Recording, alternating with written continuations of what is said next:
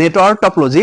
দ্বিতীয় অধ্যায়ের সব থেকে গুরুত্বপূর্ণ টপিকস হলো নেটওয়ার্ক টপোলজি। আর এই নেটওয়ার্ক টপোলজি থেকে প্রতি বছর তোমাদের একটি সিকিউ এসে থাকে। আজকে আমি তোমাদের নেটওয়ার্ক টপোলজি সম্পর্কে ধারণা দেব। দেখো নেটওয়ার্ক টপোলজি টপোলজি দেখো এটা একটা টপোলজি। টপোলজি হওয়ার শর্ত কি, দেখো অনেকগুলো কম্পিউটার সংযুক্ত থাকতে হবে। দেখো এটাও টপোলজি, কারণ এখানে অনেকগুলো কম্পিউটার কি সংযুক্ত আছে। তার মানে টপোলজির মেন শর্ত হচ্ছে কি অনেকগুলো কম্পিউটার কি সংযুক্ত থাকতে হবে।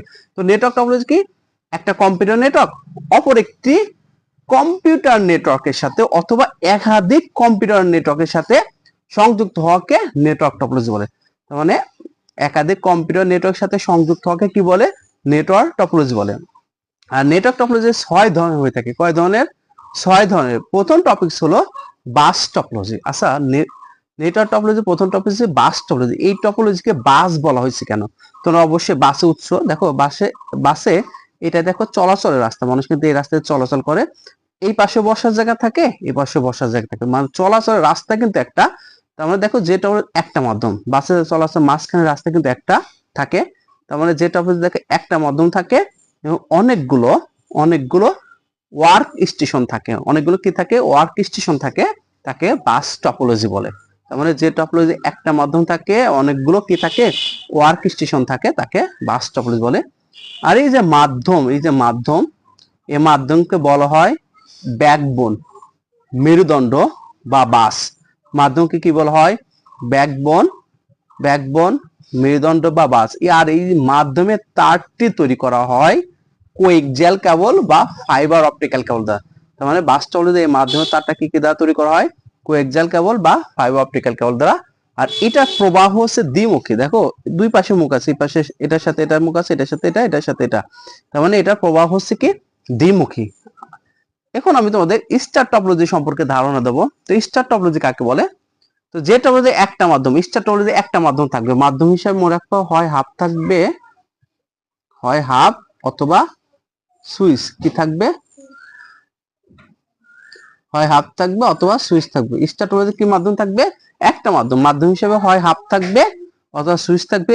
এবং এই যে কম্পিউটার গুলো স্টারের আকৃতি ধারণ করবে, কার আকৃতি? স্টার আকৃতি ধারণ করবে, তাকে স্টার টপোলজি বলে। তার মানে মূল কথা, গুরুত্বপূর্ণ কথা মনে রাখবা, স্টার টপোলজি একটা কেন্দ্র ডিভাইস থাকবে। এখানে হয় হাব থাকবে, এইচ তো হচ্ছে হাব, হয় হাব থাকবে অবলিক সুইচ, হয় হাব থাকবে অথবা সুইচ থাকবে। এবং এই যে কম্পিউটার গুলো স্টারের আকৃতি ধারণ করবে, তাকে স্টার টপোলজি বলে। তার মানে বুঝছো? তার মানে স্টার টপোলজি একটা কেন্দ্র ডিভাইস থাকবে, হয় হাব থাকবে অথবা সুইচ থাকবে। এবং এই যে কম্পিউটার গুলো স্টারের আকৃতি ধারণ করবে, কার আকৃতি? স্টারের আকৃতি, তাকে স্টার টপোলজি বলে। তো স্টার টপোলজিতে যদি হাব ব্যবহার করা হয়, মানে এই টপোলজি হয় একটা নাই, হয় হাব ব্যবহার করতে হবে, নাই সুইচ ব্যবহার করতে হবে। যদি হাব ব্যবহার করা হয়, তাহলে হাব ব্যবহার করে এই যে তথ্যগুলা, মানে হাব থেকে তথ্যগুলা সকল কম্পিউটারে পাঠাবে। তার মানে তুমি যে স্টার টপোলজিতে যদি হাব ব্যবহার করো, তাহলে এই তথ্যগুলা ধরো এই 4টা কম্পিউটার আছে, এই 4টা কম্পিউটারকে তথ্য পাঠাবে। যদি তুমি সুইচ ব্যবহার করো, স্টার টপোলজিতে তুমি যদি সুইচ ব্যবহার করো, শুধু টার্গেট কৃত কম্পিউটার ডেটা পাঠাবে। ধরো তুমি যদি সুইচ বার করো, তুমি এইটাকে আর এটাকে ধরো টার্গেট করবা, তার মানে এই দুইটা কম্পিউটারকে তুমি ডেটা পাঠাইতে পারবা। তার মানে স্টার টপোলজি একটা কেন্দ্র ডিভাইস থাকবে, হয় হাব অথবা সুইচ। যদি হাব ব্যবহার করি, তার মানে সকল কম্পিউটার ডেটা পাঠাবে। আর যদি সুইচ ব্যবহার করি, শুধু টার্গেট কৃত, যাদেরকে টার্গেট করা হয়েছে তাদেরকে টার্গেট কৃত কম্পিউটার ডেটা পাঠাবে। আর এটার প্রবাহ হচ্ছে দ্বিমুখী, এটার প্রবাহ হচ্ছে কি দ্বিমুখী। আশা করি তোমরা বুঝছো। এখন আমি তোমাদের রিং টপোলজি সম্পর্কে ধারণা দেব। দেখো রিং টপোলজি কাকে বলে? যে টপোলজি একটা মাধ্যম, দেখো মাধ্যম হিসেবে কিন্তু একটা।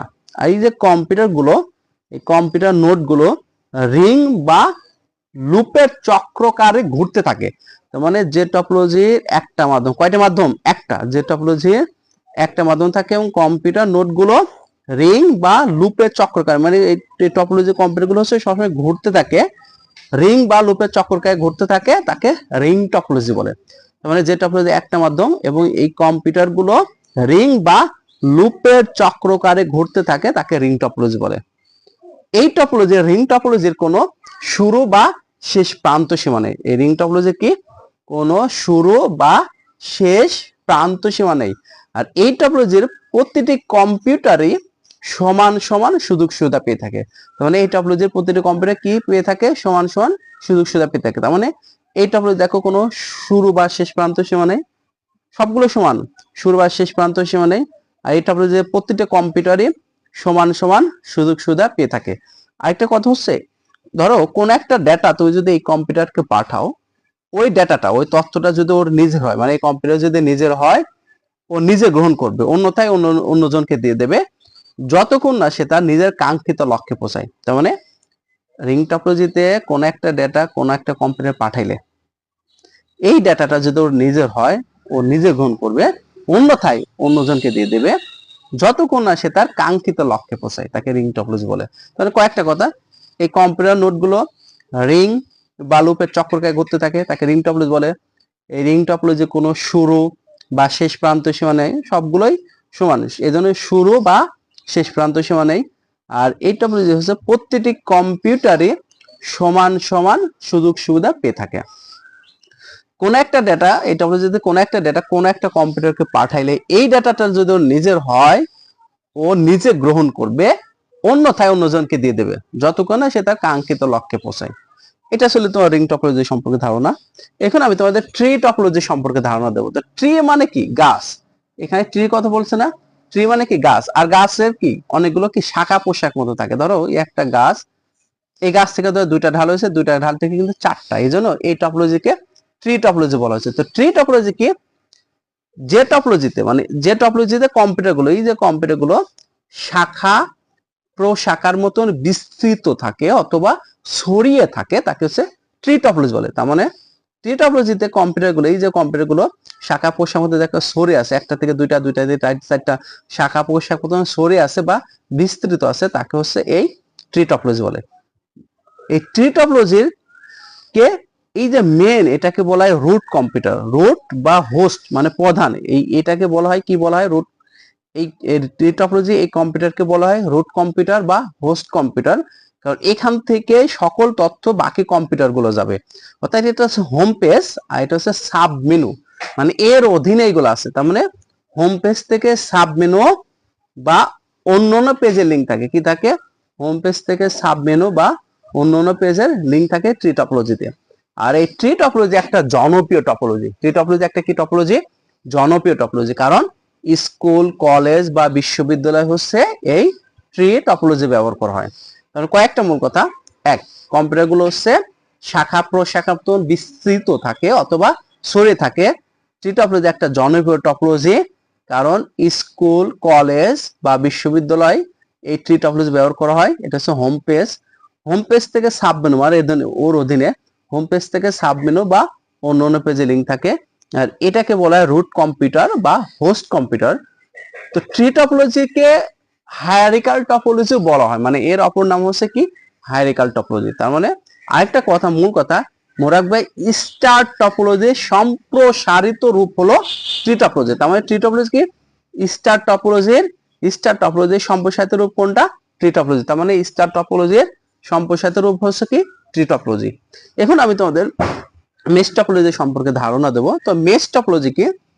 যে টপোলজিতে কম্পিউটারগুলো, এই যে কম্পিউটারগুলো দেখো একে অপরের সাথে সরাসরি সংযুক্ত আছে, মানে এটার সাথে এটা সরাসরি সংযুক্ত আছে, এটার সাথে এটা সংযুক্ত আছে। তো মানে যে টপোলজিতে কম্পিউটারগুলো একে অপরের সাথে সরাসরি সংযুক্ত থাকে, তাকে মেশ টপোলজি বলে। তাহলে মেশ টপোলজিতে কম্পিউটারগুলো একে অপরের সাথে সরাসরি সংযুক্ত থাকে, সবগুলোর সাথে সবগুলো সরাসরি সংযুক্ত, তাকে মেশ টপোলজি বলে। এই মেশ টপোলজির কোনো শুরু বা শেষ সীমা নেই, মানে কোনটা শুরু বা কোনটা প্রথমে শুরু হয়েছে আমার এখানে কিন্তু নির্দিষ্ট নেই। এই মেশ টপোলজির কোনো কি নেই? শুরু বা শেষ প্রান্ত সীমা নেই। আর এই টপোলজিতে প্রতিটি কম্পিউটারই সমান সমান সুযোগ সুবিধা পেয়ে থাকে। মানে কি? কয়েকটা মূল কথা, এক অপরের সাথে সরাসরি সংযুক্ত আছে, এটার সাথে এটা, এটার সাথে এটা, এটার সাথে এটা, মানে এক অপরের সাথে সরাসরি সংযুক্ত থাকে, তাকে মেশ টপোলজি বলে। এই টপোলজি কোনো শুরু বা শেষ প্রান্ত সীমা নেই। এই টপোলজির প্রতিটি কম্পিউটারই সমান সমান সুযোগ সুবিধা পেয়ে থাকে। এই মেশ টপোলজিকে আন্তঃসংযোগ টপোলজিও বলা হয়। গুরুত্বপূর্ণ কথা, মানে এটার সাথে এটা সংযুক্ত, এটার সাথে এটা সংযুক্ত, এই জন্য এটাকে কি বলা হয়? আন্তঃসংযোগ টপোলজিও বলা হয়। মেশ টপোলজিকে আন্তঃসংযোগ টপোলজি বলা হয়।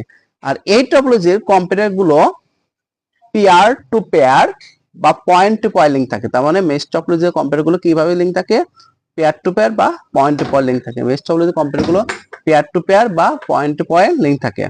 তবে কয়েকটা মূল কথা, এককের সাথে সরাসরি সংযোগ থাকে, শুরু বা শেষ সীমা নেই, আন্তঃসংযোগ টপোলজি বলা হয়, পেয়ার টু পেয়ার বা পয়েন্ট টু পয়েন্ট লিঙ্ক থাকে। এই টপোলজি কম্পিউটার গুলো পেয়ার টু পেয়ার বা পয়েন্ট টু পয়েন্ট লিঙ্ক থাকে। আর এই টপোলজি গুরুত্বপূর্ণ একটা তারের সংখ্যা নির্ণয়ের সূত্র হলো অনেক গুরুত্বপূর্ণ, এটা কিন্তু এমসিকিউ তে আসে,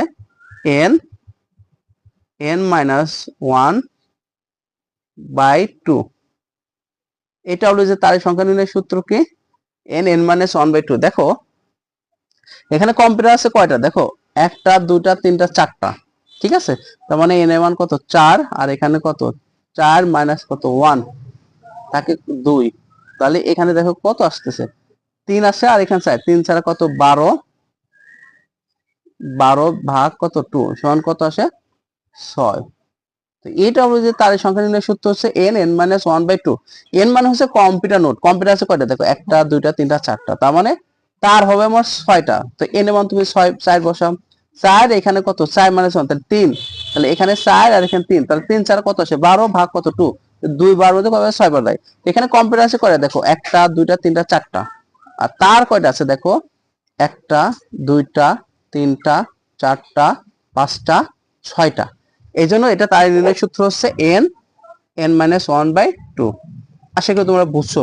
এখন হাইব্রিড টপোলজি, এখন আমি এখানে হাইব্রিড টপোলজি চিত্র অঙ্কন করি নাই, অঙ্কন করার না কারণ হলো এখানে এই সবগুলো টপোলজি অথবা একাধিক টপোলজি মিলে, মানে একাধিক টপোলজি মিলে যেটা তৈরি করা হয়, একাধিক টপোলজি মিলে যেটা তৈরি করা হয় সেটা হলো কি হাইব্রিড টপোলজি। তার মানে একাধিক টপোলজি মিলে যেটা তৈরি করা হয় হাইব্রিড টপোলজি, মানে 2টা বা 3টা টপোলজি মিলে এই হাইব্রিড টপোলজি তৈরি করা হয় বিশেষ কোনো কাজের ক্ষেত্রে। কি বিশেষ কোনো কাজের ক্ষেত্রে, ধরো একটা বড় একটা কাজ, বিশেষ কোনো কাজ বাস টপোলজি সম্পূর্ণ হবে না, তার মানে বিশেষ কোনো কাজের ক্ষেত্রে একটি বা দুটি টপোলজি স্বয়ং সম্পূর্ণভাবে অর্থাৎ ফুলফুল ভাবে ব্যবহার নাও হতে পারে, সেই ক্ষেত্রে হচ্ছে এই হাইব্রিড টপোলজি ব্যবহার করা হয়। তার মানে বিশেষ কোনো কাজের ক্ষেত্রে একটা বা দুটা টপোলজি স্বয়ং সম্পূর্ণভাবে ব্যবহার না হতে পারে, সেই ক্ষেত্রে হচ্ছে হাইব্রিড টপোলজি ব্যবহার করা হয়।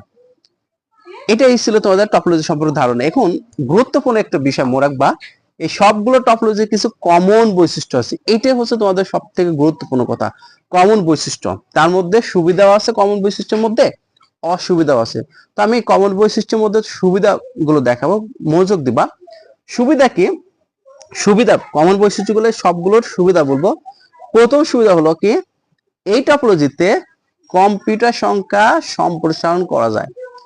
এই টপোলজি বলতে এই যে 6টা টপোলজি, সবগুলো টপোলজিতে আমি এখানে নতুন একটা কম্পিউটার সংখ্যা যুক্ত করতে পারবো, এখানে আমি নতুন একটা কম্পিউটার সংখ্যা বৃদ্ধি করতে পারবো, এই কম্পিউটারগুলো তার খুলে নতুন একটা কম্পিউটার বৃদ্ধি করতে পারবো, মানে সম্প্রসারণ করতে পারবো। এখানে আমি নতুন একটা কম্পিউটার সম্প্রসারণ করতে পারবো, এখানেও নতুন একটা কম্পিউটার সংযুক্ত করা যায়।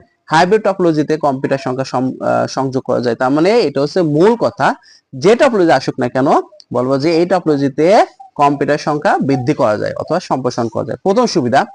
দ্বিতীয় সুবিধা কি দেখো, এই নেটওয়ার্ক টপোলজির দ্বিতীয় সুবিধা কি, কোনো কারণে ধরো আমার এই কম্পিউটারটা নষ্ট হয়ে গেছে কিন্তু আমার বাকিগুলো তো সচল আছে, তো কোনো কারণে ধরো আমার এটা নষ্ট হয়ে গেছে কিন্তু বাকিগুলো সচল আছে, কোনো কারণে আমার এটা নষ্ট হয়েছে বাকিগুলো সচল হয়েছে, এখান থেকে আমার এটা নষ্ট হয়ে গেছে কিন্তু এটার সাথে এটা তথ্য যাবে, এটার সাথে এটা যাবে, এটার সাথে এটা যাবে। তার মানে শুধু ব্যতিক্রম মনে রাখবা রিং টপোলজি, যেহেতু রিং টপোলজিতে এই কম্পিউটার গুলো সবসময় ঘুরতে থাকে, কি থাকে ঘুরতে থাকে, এই জন্য একটা কম্পিউটারটা নষ্ট হয়ে গেলে রিং টপোলজিতে গুরুত্বপূর্ণ কথা, একটা কম্পিউটার নষ্ট হলে পুরো নেটওয়ার্কটা অচল।